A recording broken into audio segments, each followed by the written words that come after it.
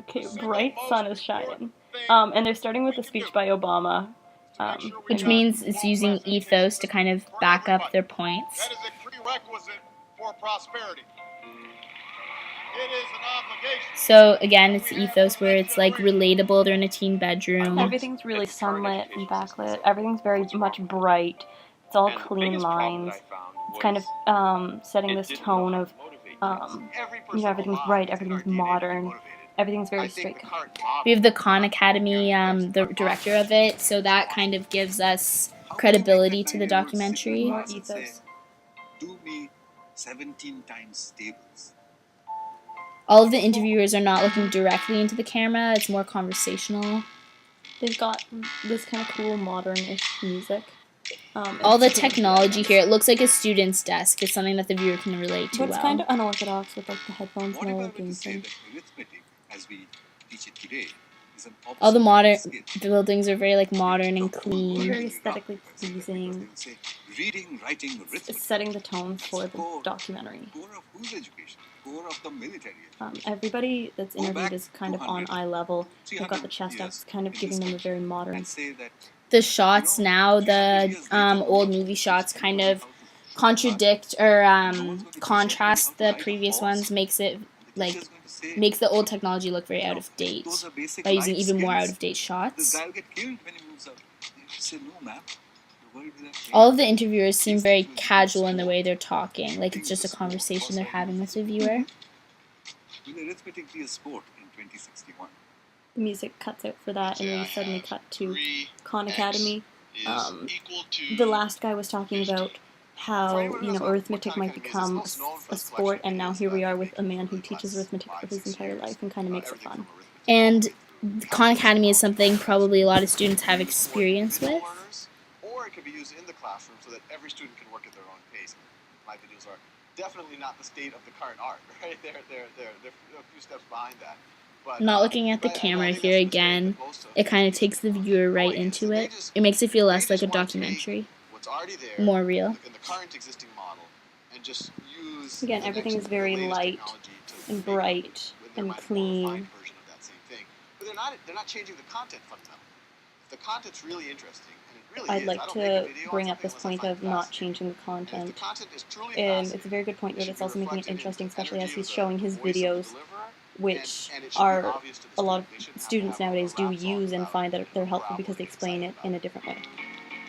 And here we have the shots of New York, which is kind of like the epitome of the modern city and like moving forward thinkers. And we have the video games, how kids are enjoying them, but also how it's not only, it's an engaging tool. But they're only showing good scenes of video games, so it's kind of a bit of a biased show of video games, because students aren't using video games like this. They're sitting at home in their room and playing 14 hours of video games a day, and violent tendencies come out of video games. They're playing very violent video games. But then on the other hand, they're showing kind of the potential that video games have, what video games could be, how they could change the system by engaging students. Rather than passive learning, it's an active kind of learning. That's one of the reasons why students are so disengaged. In the video game world, it's all about exploration. You solve a problem when you bump into it, and in fact, that provides the relevance for solving the problem. And that's a really big point, is the relevance of learning. And then here we're cutting from those very high-tech kind of posh, lots of computer games into this, kind of the slums of India. And then here we have the forced perspective on the person speaking, and the very modern, again, with contrasting with the very cramped and kind of rubble-strewn streets. It really helps to prove their point of, any kid can learn no matter where they are or what they are, and it just has to be self-motivated by curiosity and, the kid casually stepping up and cautiously starting to play with it, and suddenly all the friends come and crowd around. And it's the swarming, it's like all these people, young and old, and big crowds are all so drawn to this engaging technology. No matter if they've never seen it before, they don't know how to use it, they're kind of just learning. And then it jumps right back into the modern narrator. Children can teach themselves almost anything if given the internet Now we're seeing a big transition between these young, poor kids who are playing, and now we've got the most posh kids we've seen yet, kind of a private school. The ties and sweaters, and they're all using the same technology. And they're swarming around it and enjoying it, but, you know, the potential is there.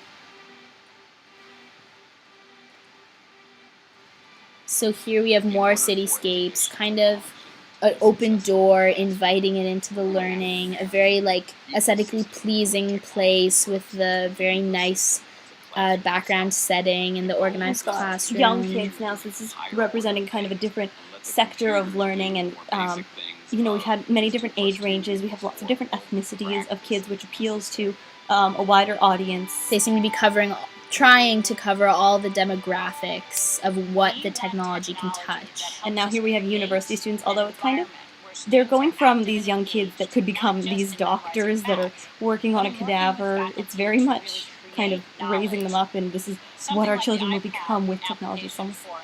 This part, especially here, looks a bit staged, where they're all kind of crowded around the iPad and like smiling and nodding at and it's each all other. very beautifully lit and everything. And like they're going to be using an iPad with their gloved hands while they're performing a surgery, like. And then we jump right back into the little kids, contrasting how technology can be sophisticated, but then it also can be Everyone juvenile. wants their kid to grow up to be a doctor. So I guess that also brings us back to the target audience, which is probably mostly parents.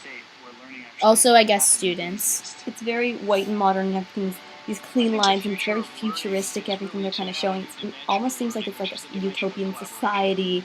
But at this point, I know you can't necessarily hear, but they're making some very big accusations that they're starting to get into, and they're kind of washing it over as making it seem like this big utopian society.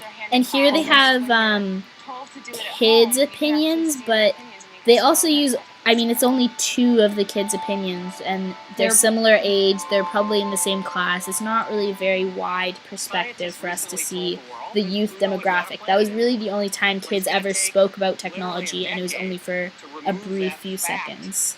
The documentary seemed to start out a lot humbler, and now it's kind of getting into almost a bit hoity-toity. You know, everybody's very posh, very white collar. The music is swelling. It's beautiful, like got, campuses and the beautiful lights, green trees and the sun shining through the trees, like so much prosperity, symbolism. and it's like propaganda. It seems very utopian with the beautiful light and the beautiful campus, and it seems like an advertisement almost. And like they're saying some very accusatory things about the schooling system, which but they're in putting contrast with the beautiful scenery is almost. Yeah, it's making it kind of try to hide what their words are actually saying and make you think that you want it because of you've got these clean lines. Now they're talking about what the school system is now, and they're showing a hallway, and they're showing a classroom that is in the lower class. It's very rigid. It's poor-looking kids. And then, so it's kind of contrasting that beautiful utopian, what it could be with technology, what humanity could be if we were moving forward, versus what we are now. We're kind of cramped and using these tools. And there's actually a point where they're saying some and here they're just filing into a box. In all gray, like it looks like a prison cell. And like photocopies, like they all look very similar. Take note now of all of the camera angles they're using on the interviewees. Especially here, he's talking about how the only thing that's being taught in school now is to be submissive and to be quiet, which is a very large accusation to be making. We're bringing back these 2 same boys as well.